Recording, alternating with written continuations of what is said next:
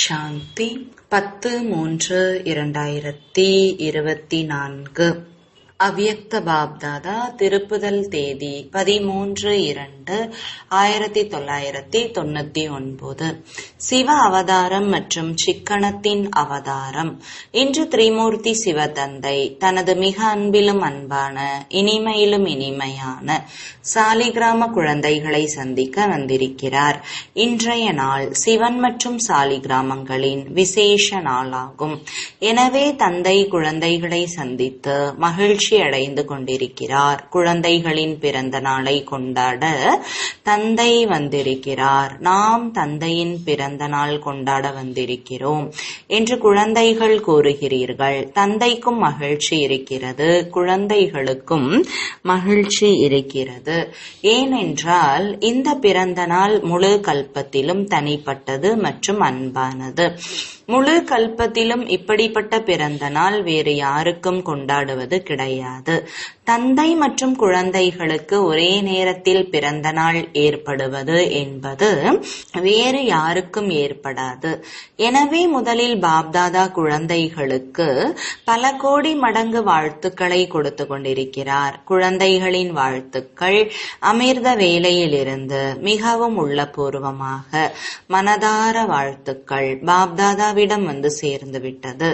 பாப்தாதா அனைத்து குழந்தைகள் சாலிகிராமங்களை பார்த்து மகிழ்ச்சியில் இந்த பாடலை பாடுகிறார். ஆஹா செல்லமான குழந்தைகளே, ஆஹா தேடி கண்டெடுக்கப்பட்ட குழந்தைகளே, ஆஹா ஆஹா அலௌகீக பிறப்பு, அலௌகீக பிறந்த நாள் கொண்டாடக்கூடியவர்களே, ஆஹா.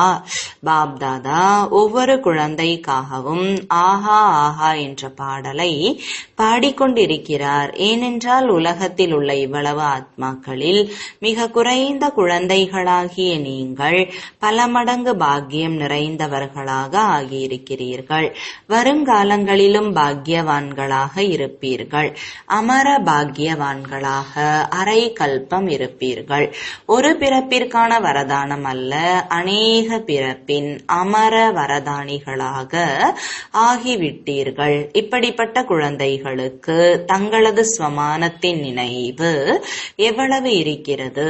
இந்த அலௌகீக பிறந்த நாள் அல்லது அலௌகீக பிறப்பின் அளவற்ற ஆஸ்தியை பிறப்பு எடுத்த உடனேயே குழந்தைகளுக்கு தந்தை கொடுத்து விட்டார். பிறந்த உடனேயே நினைவு என்ற உயர்ந்த திலகம் ஒவ்வொரு குழந்தைக்கும் தந்தை கொடுத்து விட்டார். திலகம் அணியப்பட்டிருக்கிறது அல்லவா? பிராமண வாழ்க்கை என்றால் திலகம் அழிவற்றது. பிராமணர்களின் நெற்றியில் திலகம், இது உன்னதமான பாக்கியத்தின் அடையாளம். ஆக நீங்கள் அனைவரும் மற்றும் நாலாபுறங்களிலும் குழந்தைகள் தூரத்தில் அமர்ந்திருந்தாலும் மிகவும் ஆர்வம் மற்றும் உற்சாகத்துடன் இந்த தனிப்பட்ட மற்றும் அன்பான பிறந்த நாளை கொண்டாடி கொண்டு இருக்கிறீர்கள். கொண்டாடி கொண்டிருக்கிறீர்கள் தானே? தந்தை நமது பிறந்த நாளை கொண்டாடி கொண்டிருக்கிறார், நாம் தந்தையின் பிறந்த நாளை கொண்டாடி கொண்டிருக்கிறோம் என்று அனைவரும் மகிழ்ச்சி அடைந்து கொண்டிருக்கிறீர்கள். எவ்வளவு மகிழ்ச்சி இருக்கிறது! மகிழ்ச்சியை கணக்கிட முடியுமா? கணக்கு இருக்கிறதா? இந்த அலௌகீக மகிழ்ச்சியை கணக்கிடும் சாதனம் இந்த உலகத்தில் உருவாக்கப்படவே இல்லை. கடல் அளவு போன்ற மகிழ்ச்சி இருக்கிறதா என்று உங்களிடம் கேட்டால் நீங்கள் என்ன கூறுவீர்கள்? கடல் என்பது ஒன்றுமே இல்லை. நல்லது, ஆகாயம் அளவிற்கு இருக்கிறதா? ஆகாயத்தை விட உயர்ந்த இடத்தில் உங்களது வீடு இருக்கிறது, உங்களது சூட்சும வத்தனம் இருக்கிறது. ஆகையால் யாரும் கணக்கிடவே இல்லை, கணக்கிட முடியாது. அந்த அளவிற்கு மகிழ்ச்சி இருக்கிறது என்றால் ஒரு கை அசையுங்கள். மகிழ்ச்சி இருக்கிறது என்பதில் அனைவரும் கைகளை உயர்த்தினீர்கள். வாழ்த்துக்கள். இப்பொழுது அடுத்த கேள்வி, ஒவ்வொரு குழந்தையும் எப்பொழுதும் மலர்ந்திருக்கும் ஆன்மீக ரோஜா மலராக தந்தை பார்க்க விரும்புகிறார். பாதி மலர்ந்ததாக அல்ல, எப்பொழுதும் மற்றும் முழுமையாக மலர்ந்திருக்கும் மலர் பார்ப்பதற்கு பிரியமானதாக இருக்கிறது. பார்த்தாலே மகிழ்ச்சி ஏற்படுகிறது. சிறிது வாடிவிட்டால் என்ன செய்வீர்கள்? தூர ஒதுக்கி வைத்து விடுவீர்கள். பாப் தாதா ஒதுக்கி வைக்க மாட்டார், ஆனால் அவர்களாகவே விலகி விடுகிறார்கள். இன்று கொண்டாடும் நாளாகும். முரளியை எப்பொழுதும் கேட்டுக்கொண்டுதான் இருக்கிறீர்கள். இன்று நன்றாக மகிழ்ச்சியில் மனதில் ஆடுங்கள், பாடுங்கள். மனதில் ஆடுங்கள், கால்களால் அல்ல. கால்களால் ஆட ஆரம்பித்து விட்டால் நன்றாக இருக்காது. ஆனால் குழந்தைகள் ஆடிக்கொண்டும் இருக்கிறீர்கள். இனிமையிலும் இனிய தந்தையின் புகழ் மற்றும் தங்களது அலௌகீக மகிமை காண பாடலையும் அதிகமாக பாடிக்கொண்டிருப்பதை பாப்தாதா பார்த்து கொண்டு இருக்கிறார். பாபாவிற்கு உங்களது மனதின் சப்தம் வந்து சேர்கிறது. அனைத்து தேசங்களிலிருந்தும் சப்தம் வந்து கொண்டிருக்கிறது. தந்தையின் சப்தத்தை கேட்டுக்கொண்டும் இருக்கிறீர்கள் மற்றும் தந்தையும் உங்களது சப்தங்களை கேட்டுக்கொண்டு இருக்கிறார். ஹே உலகிற்கு மிக மிக அன்பான குழந்தைகளே, நன்றாக ஆடுங்கள், நன்றாக பாடுங்கள். வேறு என்ன இருக்கிறது என்று தந்தையும் கூறுகிறார். பிராமணர்களுக்கான வேலை என்ன? நினைவு செய்வது. உழைப்பு இருக்கிறதா என்ன? யோகா என்பதன் பொருளே ஆத்மா பரமாத்மாவின் சந்திப்பு. சந்திப்பின் போது என்ன செய்வார்கள்? மகிழ்ச்சியில் நடனமாடுவார்கள். தந்தையின் புகழுக்கான இனிமையிலும் இனிய பாடல் உள்ளம் தானாகவே பாடிக்கொண்டிருக்கிறது. பிராமணர்களுக்கான வேலையே இதுதான். பாடிக்கொண்டிருங்கள் மற்றும் ஆடிக்கொண்டிருங்கள். இது கடினமா? பாடுவது ஆடுவது கடினமா? இல்லை அல்லவா? யாருக்கு கடினமாக தோன்றுகிறதோ அவர்கள் கை உயர்த்துங்கள். இன்றைய நாட்களில் ஆடுவது பாடுவதற்கான பருவமாகும். நீங்கள் என்ன செய்ய வேண்டும்? ஆடுங்கள், பாடுங்கள். எளிதுதானே? எளிது என்றால் தலையை அசையுங்கள். கடினம் கிடையாது தானே? தெரிந்திருந்தும் எளியதிலிருந்து விலகி கடினமானதில் சென்று விடுகிறீர்கள். கடினம் கிடையாது, மிகவும் எளிது. ஏனென்றால் அரை கல்பம் கடினமான வாழ்க்கையை கடந்தீர்கள் என்பதை தந்தை அறிவார். ஆகையால் இந்த நேரம் எளிதாகும். கடினம் என்று கூறுபவர்கள் யாராவது இருக்கிறார்களா? அவ்வப்போது கடினமாக இருக்கிறதா? சிலர் போக போக பாதையை மறந்து வேறொரு பாதையில் சென்றுவிட்டால் கடினமாகிவிடும் அல்லவா? ஞான மார்க்கத்தில் கடினம் கிடையாது. பிராமண வாழ்க்கை கடினமானது கிடையாது. பிராமணர்களுக்கு பதிலாக சத்திரியர்களாக ஆகிவிடுவதால் சத்திரியர்களின் வேலையே சண்டை சச்சரவில் வருவது. அவர்களுக்கு கடினமாக தான் இருக்கும் அல்லவா? யுத்தம் செய்வது கடினமாக இருக்கும். மகிழ்ச்சியை கொண்டாடுவது எளிதாக இருக்கும். இரட்டை அயல் நாட்டினர் மகிழ்ச்சியை கொண்டாடுபவர்கள் தானே. ஒரு கையை உயர்த்துங்கள். மகிழ்ச்சியாக இருக்கிறீர்களா? அங்கு சென்ற பிறகு குழப்பமடைய மாட்டீர்களா? பாருங்கள், இன்று சிவ ஜெயந்தி. இதன் மகத்துவம் 2 விஷயங்களில் இருக்கிறது.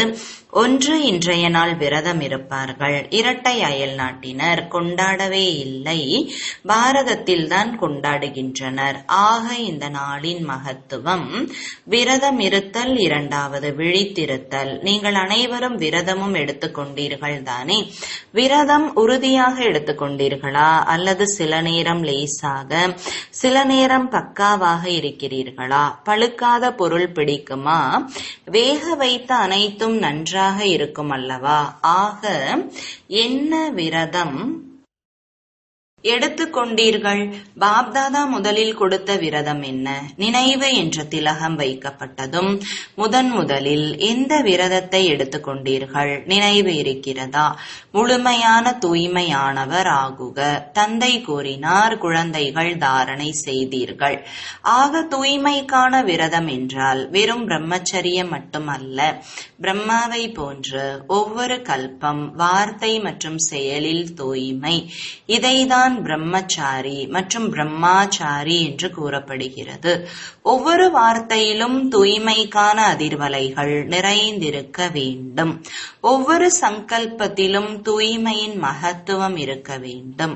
ஒவ்வொரு செயலிலும் கர்மா மற்றும் யோகா, அதாவது கர்ம யோகத்தின் அனுபவம் வேண்டும். இதைதான் பிரம்மாச்சாரி என்று கூறப்படுகிறது. பிரம்மா பாபாவை பார்த்தீர்கள்.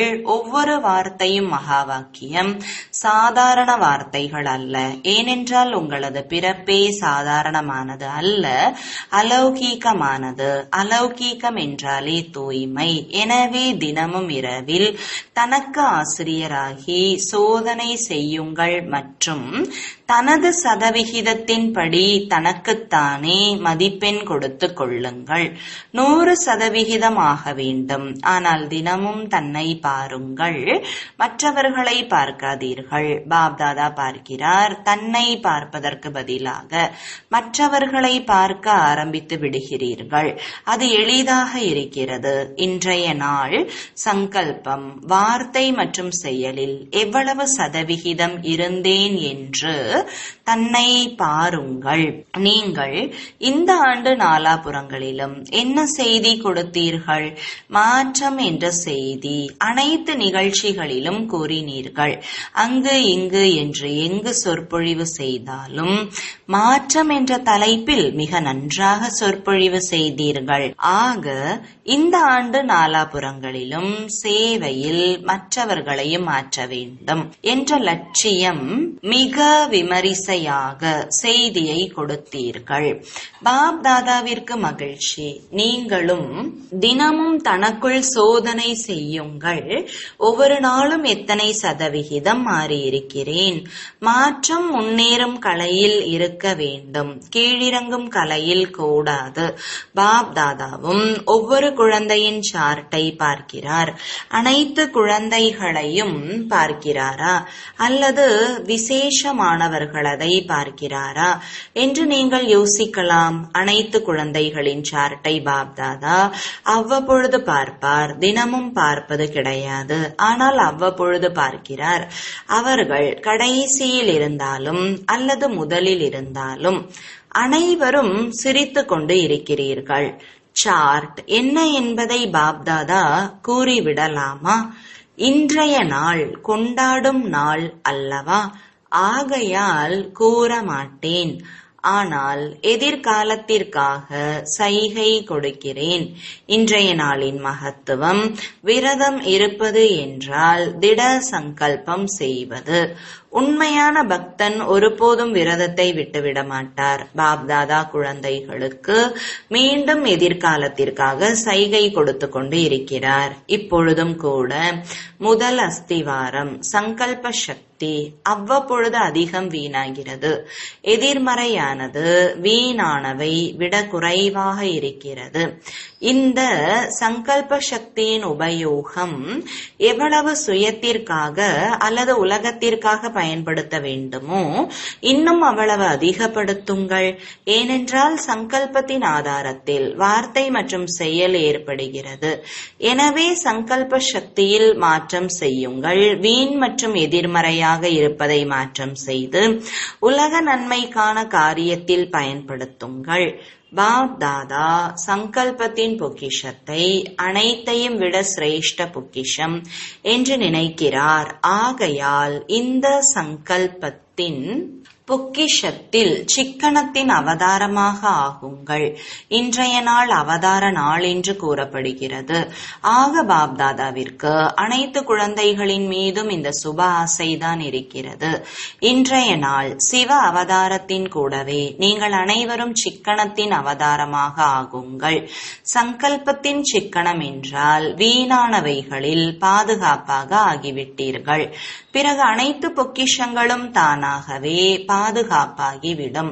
99 ஆண்டுகள். என்ன ஆகும்? 99ஆம் ஆண்டு வேலை செய்ய ஆரம்பித்துவிடும். 99ஆம் ஆண்டு என்னவாகும் என்று முன்பு யோசித்துக் கொண்டிருந்தீர்கள்? ஏதாவது நடந்ததா என்ன? பிப்ரவரி வந்துவிட்டது. ஒருவேளை ஏற்பட்டாலும் உங்களுக்கு என்ன இருக்கிறது? உங்களுக்கு ஏதாவது நஷ்டம் ஏற்பட்டதா? பயம் இருக்கிறதா? என்ன ஆகுமோ என்ற பயம் இருக்கிறதா? உங்களுக்கு நன்றாகவே நடக்கும். உலகத்தினருக்காக என்ன வேண்டும் என்றாலும் நடக்கட்டும்.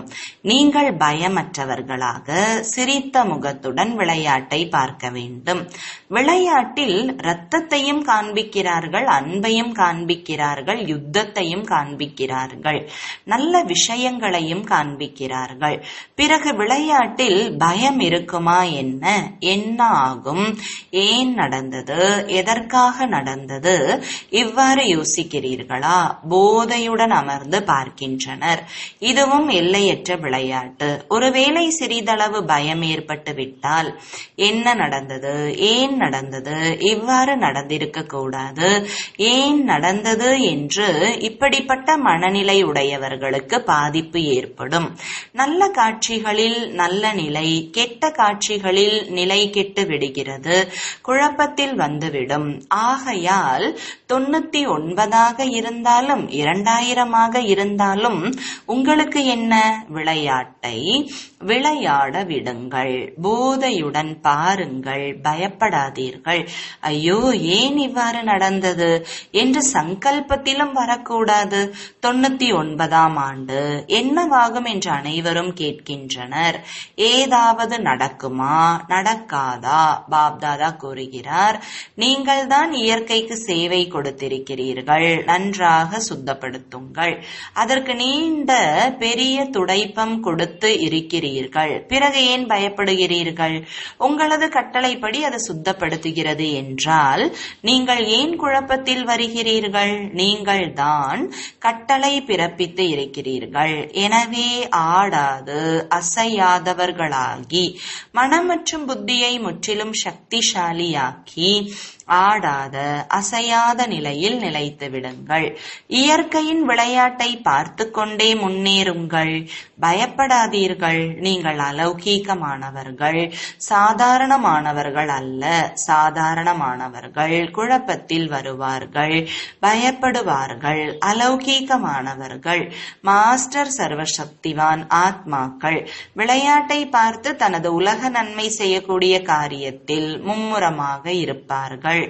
ஒருவேளை மனம் புத்தியை காலியாக வைத்திருந்தால் பயப்படுவீர்கள். மனம் மற்றும் புத்தியில் லைட் ஹவுஸ் ஆகி ஒளியை பரப்புவார்கள். இந்த காரியத்தில் மும்முரமாக இருந்தால் மும்முரமான ஆத்மாக்களுக்கு பயம் ஏற்படாது, சாட்சியாக இருப்பார்கள். ஏதாவது குழப்பம் ஏற்பட்டால் தனது புத்தியை எப்பொழுதும் தெளிவாக வைத்துக் கொள்ளுங்கள். ஏன் எதற்கு புத்தியை மும்முரமாக அல்லது நிறைத்து வைத்துக் கொள்ளாதீர்கள், காலியாக வைத்துக் கொள்ளுங்கள். ஒரு தந்தை மற்றும் நான். அப்பொழுதுதான் நேரப்படி கடிதம், தொலைபேசி, தொலைக்காட்சி அல்லது என்னவெல்லாம் சாதனங்கள் உருவாகி இருக்கிறதோ அதுவும் சென்றடையாது. ஆனாலும் பாப்தாதாவின் கட்டளைகளை தெளிவாக பெற முடியும். விஞ்ஞானத்தின் இந்த கருவிகளை ஒருபோதும் ஆதாரமாக ஆக்கிக் கொள்ளாதீர்கள், பயன்படுத்துங்கள். ஆனால் சாதனங்களின் ஆதாரத்தில் தனது வாழ்க்கையை உருவாக்கி கொள்ளாதீர்கள். சில நேரங்களில் விஞ்ஞான சாதனம் இருந்தாலும் கூட பயன்படுத்த முடியாமல் போய்விடும். ஆகையால் அமைதிக்கான சாதனம் எங்கிருந்தாலும் எப்படிப்பட்ட பிரச்சனை இருந்தாலும் மிக தெளிவாக மற்றும் மிக விரைவாக காரியத்தில் பயன்படும். ஆனால் தனது புத்தியின் கோடு தெளிவாக வைத்துக் கொள்ள வேண்டும். புரிந்ததா? சீக்கிரமாக தங்கயுகம் வந்துவிட வேண்டும் என்று நீங்கள் தான் வரவேற்றுக் கொண்டிருக்கிறீர்கள். ஆக தங்கயுகத்திற்கு இந்த சுத்தம் தேவை அல்லவா? எனவே இயற்கை நன்றாக சுத்தம் செய்யும். ஆக இன்றைய நாள் ஆனால் சங்கல்பம் அல்ல, திட சங்கல்பம் என்ன எடுத்தீர்கள்? சிக்கனத்தின் அவதாரமாக ஆகியே தீர வேண்டும். எண்ணம், வார்த்தை, சாதாரண செயல் அனைத்திலும் சிக்கனம். இரண்டாவது விஷயம், புத்தியை எப்பொழுதும் தெளிவாக வைத்துக் கொள்ளுங்கள். இதையே மற்றொரு வார்த்தையில் பாப்தாதா கூறுகிறார், உண்மையான உள்ளத்தில் இறைவன் இருப்பார். உண்மையான உள்ளம், சுத்தமான உள்ளம், நிகழ்காலத்தில் உண்மை மற்றும் சுத்தம் அவசியமாகும். உள்ளத்திலும் உண்மை, குடும்பத்திலும் உண்மை மற்றும் தந்தையிடமும் உண்மை. புரிந்ததா? இன்றைய நாள் கூறக்கூடாது என்று நினைத்தேன், ஆனால் கூறிவிட்டேன். பாப் தாதாவிற்கு அன்பு இருக்கிறது அல்லவா? ஆகையால் துளியளவு பலவீனமும் பாப் தாதாவினால் பார்க்க முடியவில்லை. ஒவ்வொரு குழந்தையையும் தன்னை போன்று முழுமையாக பார்க்க பாப்தாதா விரும்புகிறார். நாலாபுறமும் குழப்பம் இருக்கிறது. இயற்கையின் அனைத்து தத்துவங்களும் நன்றாக பிரச்சனை செய்து கொண்டிருக்கிறது. ஒரு திசையிலும் கூட குழப்பம் இல்லாமல் கிடையாது. மனிதர்களிடத்திலும் குழப்பம் இருக்கிறது. இயற்கையும் குழப்பத்தில் இருக்கிறது. இந்த உலகத்தில் இவ்வாறு நாலாபுறங்களிலும் குழப்பம் இருக்கும்போது நீங்கள் என்ன செய்வீர்கள்? பாதுகாப்பிற்கான சாதனம் என்ன? வினாடியில் தனது தேகமற்ற அஷரீரி அல்லது ஆத்ம அபிமானி நிலையை உருவாக்கி கொண்டால் குழப்பமான சூழலிலும் உறுதியாக இருக்க முடியும். இதில் நேரம் ஏற்படாதா? என்ன ஆகும்? இப்பொழுது சோதனை செய்யுங்கள். ஒரு வினாடியில் மனம் புத்தியை எங்கு விரும்புகிறீர்களோ அங்கு நிலைக்க செய்ய முடிகிறதா? இதைதான் சாதனை என்று கூறப்படுகிறது. நல்லது. உள்நாடு, வெளிநாட்டில் உள்ள நாலாபுறங்களிலும் உள்ள தந்தையின் அன்பில் மூழ்கியிருக்கும் ஆத்மாக்களுக்கு எப்பொழுதும் தன்னை பிரம்மச்சாரி நிலையில் நிலைக்க செய்யும் அன்பான சகயோகி குழந்தைகளுக்கு எப்பொழுதும் ஒரு நாமம் மற்றும் சிக்கனத்தை காரியத்தில் பயன்படுத்தக்கூடிய தைரியசாலி குழந்தைகளுக்கு, எப்பொழுதும் குழப்பத்திலும் உறுதியாக இருக்கக்கூடிய பயமற்ற ஆத்மாக்களுக்கு, எப்பொழுதும் மகிழ்ச்சியில் கொண்டாடக்கூடியவர்களுக்கு, தந்தையின் நெருக்கத்தில் இருக்கக்கூடிய குழந்தைகளுக்கு அன்பு நினைவுகள் மற்றும் வணக்கங்கள். ஆன்மீக தந்தைக்கு ஆன்மீக குழந்தைகளின் அன்பு நினைவுகளும் வணக்கங்களும். குழந்தைகளின் அனைத்து வாழ்த்து அட்டைகளும் கிடைத்தது. பாப் தாதா பார்த்து கொண்டிருக்கிறார். அனைவரும் பிறந்த நாளுக்கான அட்டை மற்றும் அயல் நாட்டினர் அன்பான நாளுக்கான அட்டையை அனுப்பியிருக்கின்றனர். அன்பு கடலான தந்தை அனைத்து குழந்தைகளுக்கும் சிவராத்திரியின் கூடவே அன்பில் மூழ்கி இருக்கும் நாளுக்கான வாழ்த்துக்களை கொடுத்து கொண்டிருக்கிறார். வாழ்த்துக்கள், வாழ்த்துக்கள், வாழ்த்துக்கள். நாலாபுறங்களிலும் உள்ள உள்நாடு, நகரம், கிராமத்தில் உள்ள குழந்தைகளுக்கு, முதலில் அனைத்து சிறிய சிறிய குக்கிராமத்தில் உள்ள குழந்தைகளுக்கு அன்பு நினைவுகள் மற்றும் வாழ்த்துக்கள். கூடவே உங்கள் அனைவருக்கும் கூட வாழ்த்துக்கள். எவ்வளவு வாழ்த்துக்களை கொடுப்பது? நீங்கள் எந்த அளவிற்கு தாரணை செய்ய முடியுமோ அதைவிட அதிகமான வாழ்த்துக்கள். வரதானம்: அன்பு மற்றும் புதுமையின் அதிகாரத்தின் சமர்ப்பணம் செய்விக்கக்கூடிய மகான் ஆத்மா ஆகுக. யாருடைய தொடர்பில் வந்தாலும் அவர்கள் தொடர்பில் வந்து சமர்ப்பண புத்தியுடையவர்களாக ஆகிவிட வேண்டும். மேலும் தந்தை என்ன கூறினாரோ அதுவே சத்தியம் என்று கூற வேண்டும். இதைத்தான் சமர்ப்பண புத்தி என்று கூறப்படுகிறது. பிறகு அவர்களது கேள்வி அழிந்துவிடும். இவர்களது ஞானம் நன்றாக இருக்கிறது என்று மட்டுமே கூறக்கூடாது. ஆனால் இது புது ஞானம், இது புது உலகை கொண்டு வரும். இந்த ஓசை வெளிப்படும் போதுதான் கும்பகர்ணர்கள் விழிப்படைவார்கள். எனவே புதுமை என்ற மகான் தன்மையின் மூலம் அன்பு மற்றும் அதிகாரத்தின் சமநிலையினால் சமர்ப்பணம் செய்ய வையுங்கள். அப்போதுதான் மைக் தயாராகிவிட்டது என்று கூறலாம். ஸ்லோகன்: ஒரு பரமாத்மாவிற்கு பிரியமானவராக ஆகும் பொழுது உலகிற்கு பிரியமானவர்களாக ஆகிவிடுகிறீர்கள். ஓம் சாந்தி.